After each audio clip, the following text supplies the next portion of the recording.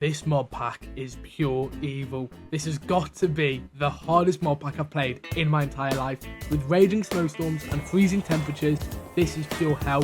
And Christ, if the cold won't get me, the psychotic bears and God knows what else will. Make sure you follow the journey and watch me suffer, and I'll see you in the next one. Day 1, I had the best spawn in the world, and just like any normal sane person, I made sure I ransacked the village like the little loot goblin I am, making sure I destroyed the village's economy beyond repair, as well as showing them who the alpha was. Afterwards, I saw a big boat that called me, like your mom did after I left a load in her.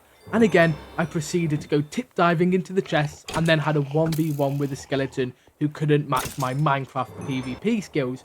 I also found another village, and yes, I also obliterated the economy, making sure that they knew I was their master and they were the peasants they were born to be. Afterwards, I made myself full iron armor and tools, even though they don't stand much of a chance in this mod, and I'll still get my ass clapped if I ever ran into something. Afterwards, that was the end of the day, and I decided to go to sleep because I'm too much of a puff to go outside at night. Day 2 started off cold. My balls were shriveled up into my stomach and my shaft was frozen like an icicle. I found a waypoint, which was useless, but nonetheless I'd found one. Then I proceeded to have my ankles broken, and then my screen started bleeding, just like your mom when I was finished with her. Eating normal foods doesn't regenerate health in this mod, so I knew the one food that could heal me was a gapple, so I proceeded to deforest the nearby wildlife to find an apple, which I used to make a gapple, and then me being Mr. Big Balls, I decided to go exploring as it turned night and ended up getting 360 no-scope by a skeleton who had obviously used cheat codes to headshot me. But I shut my pants and I ran home while clenching my arse, and then that was the end of day 2. Day 3. I made up my mind and fell into the sweet relief of death and killed myself on the campfire. This would mean I wouldn't need to make any food to heal me, and I would have all my health back without needing anything. Afterwards, me being the daredevil that I am, I decided to head back into the temple in search of more loot I could get my grubby little hands on, but then got obliterated into a million pieces and died.